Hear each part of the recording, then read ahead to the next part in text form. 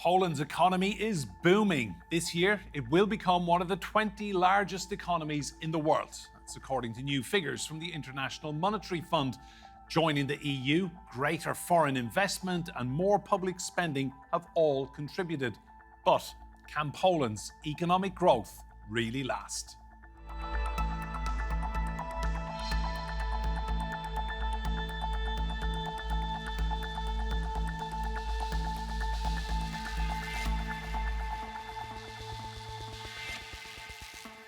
Hello and welcome to Roundtable. I'm Enda Brady. Now, while many of Europe's economies struggle, post-communist Poland keeps growing. Its expansion now outpaces Germany, France and Italy. So, just how have the Poles managed to surge ahead? Once a struggling Central European nation, Poland is now one of Europe's fastest growing economies. So much so, the IMF estimates Poland's GDP will reach more than $1 trillion this year. That's bigger than Switzerland's economy and enables Poland to bid to be part of the G20. Joining the EU in 2004 opened the country to the single market, drawing in greater foreign investment and boosting industrial development. Poland's economic boom stems from a combination of both long-term and more recent political developments. So definitely EU accession from 21 years ago is crucial, but also the increased stability following the 2023 election. The re-election of Donald Tusk unlocked EU funds previously frozen. Since then, Poland's economy expanded with 2.9% growth in 2024, a significant increase from 0.1% growth in 2023, nearly triple the EU average of 1%. Across the Channel, the UK has taken notice of Poland's success. 15 years ago, Polish workers came here to find opportunity. Now, Poland is growing twice as fast as we are. Since the UK left the EU, an increasing number of Poles have returned to their prosperous nation. While an influx of Ukrainians fleeing war contributed 2.7% of Poland's GDP in 2024, according to the UN. Poland is also seeing a new generation of entrepreneurs, driving growth from fintech to green technology and artificial intelligence. Generative AI could increase Poland's GDP by 8% over the next 10 years. We want to help people access the opportunities technology creates, so we are expanding our training programs to train 1 million Poles in AI skills. But challenges remain, such as high inflation and rising housing costs. From communism to capitalism, Poland's transformation is remarkable. Can Europe's standout economy keep its winning streak going? Well, before we get on to the main discussion, let's speak first to Jadwiga Emilewicz. She's Poland's former Deputy Prime Minister and a political scientist. Jadwiga, great to see you on Roundtable again. Just spell out for our viewers how Poland has managed to achieve this economic success. Thank you very much for the invitation. I'm very proud actually today being Polish, being from Poland. So yes, because we are performing so well. I would stress 3 points. The first one, it is thanks to the Polish entrepreneurs and the Polish citizens. We started at the very beginning of transformation and we were working very hard. We are very adaptive and we were able to establish a lot of small and medium-sized companies on which Polish economy based on. And it was actually, we were looking for the big companies with the big revenues. But I would say that facing with COVID pandemic and the war, those fundamentals, those ground, which is small and medium-sized companies, really helped because the owners were able to adapt themselves very quickly to the completely new situation. So this is the first point, the vital, the hunger and adaptiveness and entrepreneurial spirit of the society. The second point is our participation in the European Union. So I would say that we were able to use fluently the all public aid that came to Poland after 2004. So we were able to invest heavily in infrastructure. And if you compare Poland today with, for instance, our close neighbor, which I love, by the way, Czech Republic, their economy situation before 2004 was much more better than the Polish one, but they didn't use the opportunity of European funds to invest in infrastructure. If you compare the Polish map with the Czech one, you can see very good network of the fast roads and well-developed rail infrastructure, what helps really for foreign direct investors to look to invest in Poland. And the third point is what I have mentioned, the foreign direct investment. We were able to attract so many of them during last 30 years, and that they decided to create a value, which was on the very beginning, it was, let's say, the very low profile, simply production, based on cheap labor forces, which transformed during those 3 decades to the much more developed, using the talented IT managers, programmists to create the value of those investments. So I would say those 3 points, which we use fluently by our entrepreneurial spirit, help to come to the position where are we today. Jadwiga, are you confident Poland can keep going, or are there going to be challenges along the way? Well, I would say all low-hanging fruits are already picked up and they are already in our basket. So the time is much more difficult because of the, let's say, the global tensions between East and West, between United States and Asia, where the European performance is much below the line, so much below the potential of Europe. And the question is, where I can feel what can Poland do right now, doesn't matter which government, whether it is civic platform or law and justice, is to encourage Europe to simply to reduce the burden, to introduce the red tape, let's say, to quote the British notion, red tape legal infrastructure, to reduce the burden, to open up once again the competitiveness of Europe and not to create the borders inside the European Union. We are having marvelous, quite significant in size, the internal market, but still we are not looking around the Europe, but we are still combating each other inside.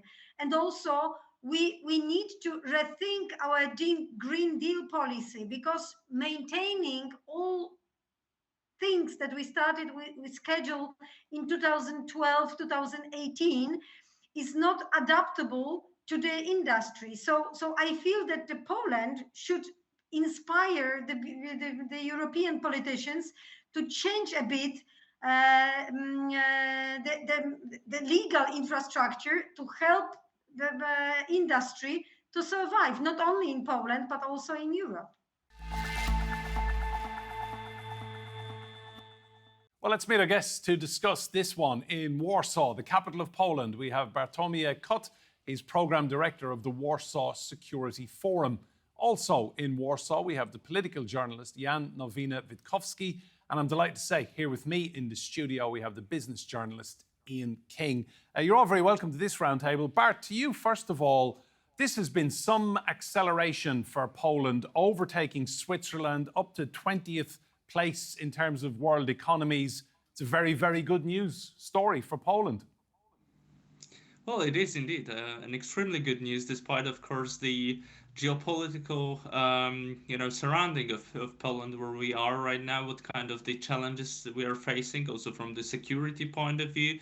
But at the same time, the economy is flourishing. We are on the good path that was started in 1989, and this is a continuous path. So only from this point of view, we shall be actually extremely happy, because for first, the first thing is Poland is still spending a lot of money on defense. This is over 4.7% this year of GDP, if I'm not mistaken. Whereas at the same time, as I said, this is a continuous growth of the Polish GDP throughout the years. It is good actually if you compare it to other countries, because if you look at our Western European colleagues, of course, they still have the same pledges due to their them being the members of NATO. But for them, if you compare the level of spending that they have to spend, simply speaking, on defense due to the geopolitical situation, it's a completely different story. Poland still has, the resources that it can actually dedicate to defense and to security, and at the same time, the political consensus around the is mostly economy and of course the security issues is still there. So yes, the Poles are happy with the fact that we have just entered the G20 nations. But at the same time, what I can underline, it is the continuous challenge for us. We are dedicated to not only the economy, but we are also dedicated to security, and those two things being hand in hand, this is the challenge for our policy makers to continue. Thanks, Bart. Jan, to you, we met earlier this year in Warsaw when we were filming Roundtable in Poland. One thing that really struck me about your capital city, very educated young people. There was a great sense of energy around the place, and it was very, very busy. There must be immense pride in Poland at what you've been achieving year on year now. Yes, definitely. I think that this story, the so-called Polish miracle or the Polish golden age, there are many ways to label it. Our post-1989 growth, fantastic growth trajectory is a reason of pride and prosperity to many young and older people, both in Warsaw and across the country. And indeed, I would point at those educated individuals, now far more prosperous and wealthy than those 30 or more years ago. But this is one of the key factors why we did achieve such a success and why this is still a consistent story that continues, as Bart rightly mentioned. So in 1989, finally, first time after hundreds of years, we found ourselves in this miraculous geopolitical situation when we had an actual opportunity to fully explore our potential, which is a huge internal market, over 38 million people, very well educated people back then, and at the same time, people who were pretty, cheap labor costs.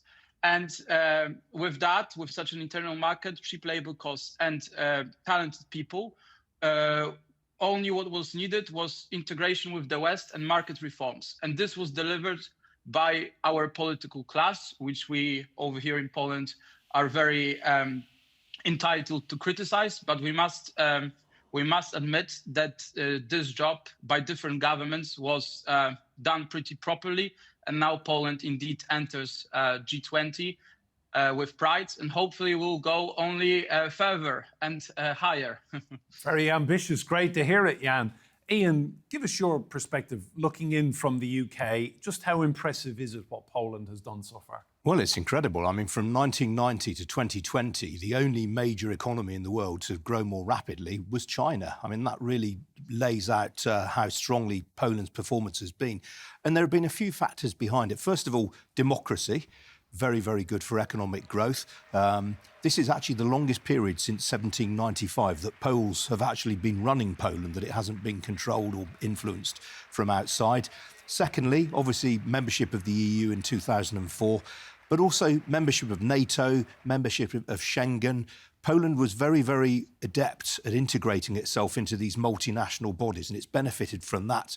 It was able to unlock hundreds of billions of euros worth of investment from the EU, and that stood it in good stead.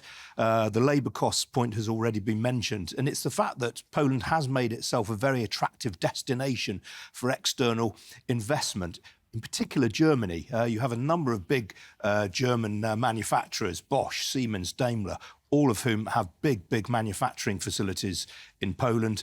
And the education piece is crucial as well. I mean, the fastest growing sector of the Polish economy just now is IT services. And again, you've got a population that is very, very skilled in this particular area. So they've got a lot of things going on to their benefit. Tell me, Ian, is it sustainable, this level of growth, or are they going to plateau off a bit?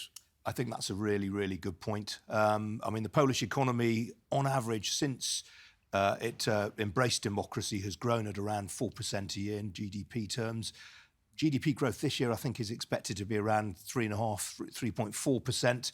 So it's tapering away slightly. Longer term, there are big problems. The government is still borrowing a vast amount of money. The deficit to GDP ratio this year is going to be 6.5%, which is pretty huge. Now, obviously, they're investing heavily in defence, which is a factor behind that. The other slight cause of concern, I would say, is the population. Poland's population fell by 123,000 last year. Its fertility rate is 1.2 children per woman. That is one of the lowest anywhere in Europe. It's lower even than Italy. And whenever we talk about demographics in Italy, we always say Italy has an absolute crisis on its hands. Well, Poland is in a slightly worse situation. Thanks, Ian. Bart, to you, Ian mentioned there the European Union. Talk to me how important a relationship that has been, how well Poland has done out of the EU.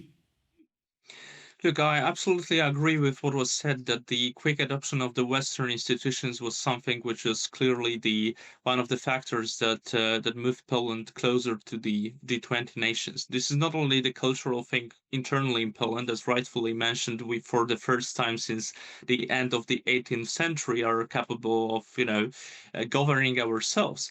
But we also have like a well-embedded hard work ethics, and this certainly helps. The Western institutions that are, of course, the not only EU but also NATO for Poland, that was a paradigm shift.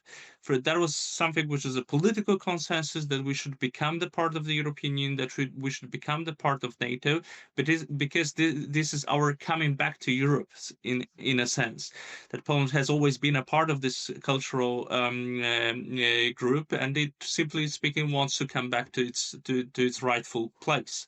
The fact is, however, that after the over 20 years of being a part of the European Union, we are past the usual optimism.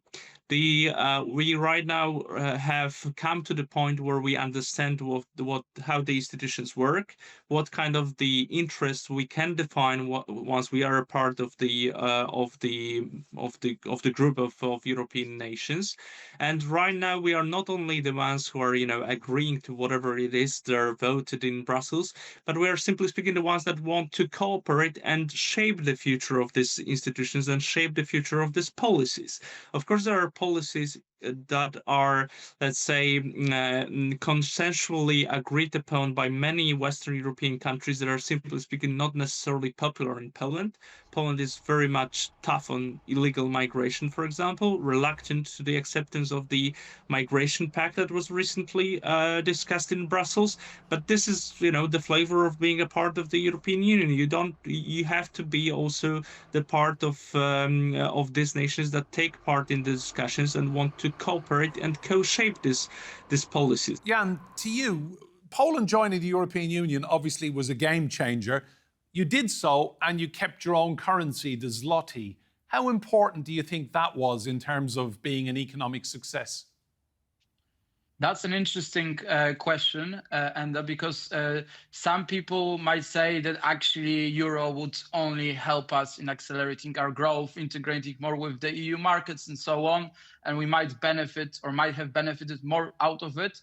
Especially that was the story and narrative a couple of years ago, before all the crises happened, and before even our liberal political faction, let's say, realized that zloty is is to our advantage, gives us strength, gives us control over currency, over financial institutions and so on, and it actually serves our growth purposes. So you can imagine that like 10 years ago or 7 years ago, the social sentiment towards euro was far more positive than it is now. And I can't imagine Poland adopting euro in the coming years.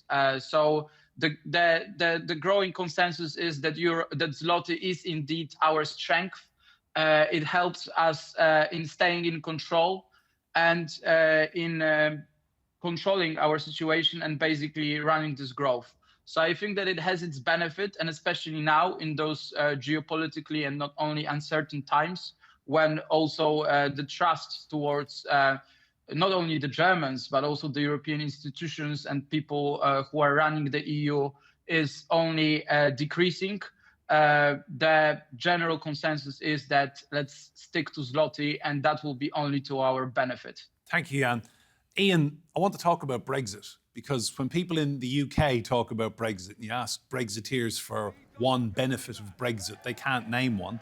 Poland has done very well out of Brexit because an awful lot of highly skilled, well-educated people have gone home. Yes, around a third of the Poles who are in the United Kingdom have gone home. And as I said earlier, that's of huge benefit to the Polish economy, because by and large, these are skilled workers with professions and trades, just the sort of people that you want contributing to the economy. The point on the currency is an interesting one, by the way. I mean, by retaining the zloty, of course, Poland is able to manage an exchange rate. It can make its exchange rate more competitive if it so wishes.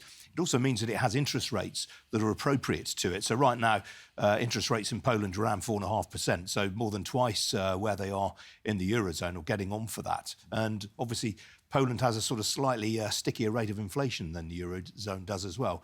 Were it in the Eurozone now, you'd probably see more of a problem with inflation. The downside to that, by the way, is that household saving ratios in Poland are quite high at the moment, the highest, in fact, they've been since COVID. And that's you were talking earlier on about the headwinds facing the Polish economy. Well, really, it's been consumer spending that's kept it afloat. There hasn't been too much business investment. And if consumers start to draw in their horns, then potentially that's problematic. Jan, to you, I notice your foreign minister, Radoslaw Sikorski, is pushing for Poland now to join the G20. How big a deal would that be for Poland?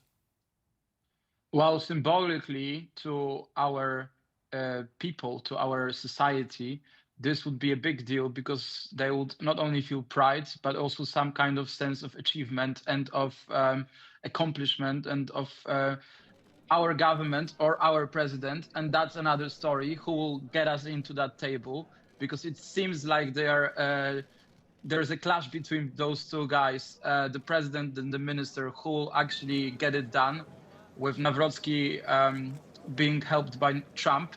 But anyways, the Poles would be very proud. It would be some kind of delivery. It would be a tangible result. It, of course, is most, it was basically achieved by the society more so, and the Polish nation, than the government. But the government still has to get this this chair at this table sealed. So there is a tension between them, and one side wants to claim victory and profit from it socially and politically. So I'm sure that this will be big news for us. It already is, because there are some kind of preliminary discussions about it with heads of states, including Trump. So there is this discussion. There is already this source of pride, and there is a political tension between the president and the government. Whether who will claim victory and who will be actually responsible for this success. Thank you, Jan. Ian, what do you think other countries in Europe can learn from Poland? People who are ambitious, looking in on what Poland has achieved. What kind of things they've implemented do you think others could kind of follow? Well, as I say, I mean, they've been very, very good at integrating themselves into multinational organisations, the EU, the OECD, NATO, Schengen. They have wholeheartedly embraced democracy. And you have to say, looking at some countries in Eastern Europe, you have these sort of strongman leaders in countries like Slovakia. They bet the farm on education. We've already discussed it's a very highly educated workforce. And they've embraced opening up their economy as well. Now, one has to leaven that and say it is not as open an economy, say, as the United Kingdom or Germany even, but it is nonetheless a pretty open economy, and that is to their huge benefit. Just looking at the figures for the UK growth this year, hoping to hit 1.3%. Well, that would be a result, I think, under the circumstances. And Poland is pushing 4% year on year on year. Yeah. I mean, at what point will they go even further up the G20 food chain? Well, that's been the cause of a lot of speculation. On current trajectory, Polish GDP per head will overtake the UK at some point in the future. And bear in mind, the UK, I mean, I've mentioned the fact that Poland has a declining population. The UK has an ageing population. Our population is still growing, but it's growing mainly due to immigration. And indeed, migration is responsible for a lot of the UK's GDP growth right now. The indigenous population, if you want to call it that, is ageing, is going into retirement. And so the UK really needs immigration to keep the show on the road. Obviously, we have a very generous benefits system as well, which is a free healthcare system, the sort of thing that they don't have in Poland right now. So they don't have those sort of drains on the public purse, if you like, that Poland has. But on the other hand, Poland, because of its close proximity to Russia, is having to spend a good deal more on defence and a good deal more rapidly than we are here in the United Kingdom. Ian King, thank you very much. And to Bart and Jan in Poland, Dziękuję. We will see you again on Roundtable. Remember, you can see more discussion and debate on our YouTube channel. Just search for Roundtable TRT World. But for now, from me, Enda Brady, and all the team here, goodbye and thank you for watching.